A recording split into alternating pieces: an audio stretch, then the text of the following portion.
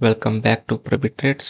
ನೋಡಿ ಫ್ರೆಂಡ್ಸ್, ಇವತ್ತಿಂದು ಟ್ರೇಡು ಒಂದನೇದು ಎಸ್ ಎಲ್ ಇಟ್ಟಾಯಿತು. ಸೊ ಎರಡನೇದು ಪ್ರಾಫಿಟ್ ಆಗಿದೆ, ಬಟ್ ಅದನ್ನ ನಾ ಕನ್ಸಿಡರ್ ಮಾಡಲ್ಲ. ನೋಡಿ ಮಾರ್ಕೆಟ್ನಲ್ಲಿ ಏನಾಗ್ತಿದೆ ಅಂದರೆ, ಸೊ ಇಲ್ಲಿ ಒಂದು ಸಪೋರ್ಟ್ ಇದೆಯಲ್ಲ, ಈ ಸಪೋರ್ಟ್ಗೆ ಮಾರ್ಕೆಟ್ ರೆಸ್ಪೆಕ್ಟ್ ಮಾಡಿದೆ ಇವತ್ತು. ಓಕೆ, ಈ ಸಪೋರ್ಟ್ಗೆ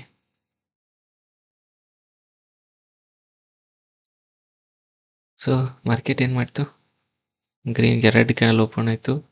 ಈ ಸಪೋರ್ಟ್ ಲೈನ್ನ ಬ್ರೇಕ್ಔಟ್ ಆಗಿ ಸಪೋರ್ಟ್ ತೊಗೊಂಡು ರೆಸಿಸ್ಟೆನ್ಸ್ ಲೈನ್ ಬ್ರೇಕ್ಔಟ್ ಆಗಿ ಸಪೋರ್ಟ್ ತೊಗೊಂಡು ಅಪ್ ಹೋಗಿ ಬಯರ್ಸ್ನ ಇನ್ವೈಟ್ ಮಾಡಿದೆ.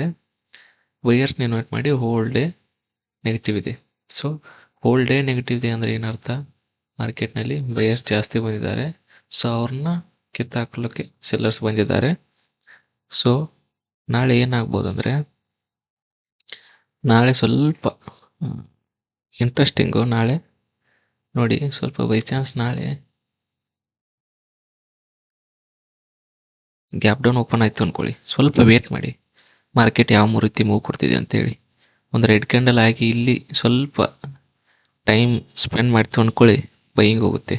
ಓಕೆ, ಯಾಕೆ ಹೇಳಿ, ಈ ಸೆಲ್ಲರ್ಸ್ ಇರ್ತಾರಲ್ಲ, ಇವ್ರನ್ನ ಎಸ್ ಎಲ್ ತಿನ್ನಕ್ಕೆ ಬರ್ತದೆ. ಓಕೆ, ಈ ಎಸ್ ಎಲ್ಸ್ನ ಟಾರ್ಗೆಟ್ ಮಾಡಬೇಡಿ, ಇದೆ ಬಂದು ರಿವರ್ಸ್ ಆಗಬೇಕು. ಇಲ್ಲ ಬೈ ಚಾನ್ಸ್ ಇದು ಬ್ರೇಕ್ಔಟ್ ಆಗಿ ಮೇಲೆ ಹೋಯ್ತು ಅಂದ್ಕೊಳ್ಳಿ, ಈ ಸೆಲ್ಲರ್ಸ್ನ ಟಾರ್ಗೆಟ್ ಮಾಡುತ್ತೆ, ಆಮೇಲೆ ಸೆಲ್ಲಿಂಗ್ ಬರುತ್ತೆ. ಓಕೆ, ನಮ್ಮ ಪ್ರಿನ್ಸಿಪಲ್ ಸೇಮು. ಮಾರ್ಕೆಟ್ನಲ್ಲಿ ಅಪ್ ಟ್ರೆಂಡ್ ಇದ್ದಾಗ ಏನು ಥಿಂಕ್ ಮಾಡ್ತೀವಿ, ಬೈಯಿಂಗ್. ಸೊ ಅದು ಮಾರ್ಕೆಟ್ ಡೌನ್ ಟ್ರೆಂಡ್ ಇದೆ, ಡೌನ್ ಟ್ರೆಂಡ್.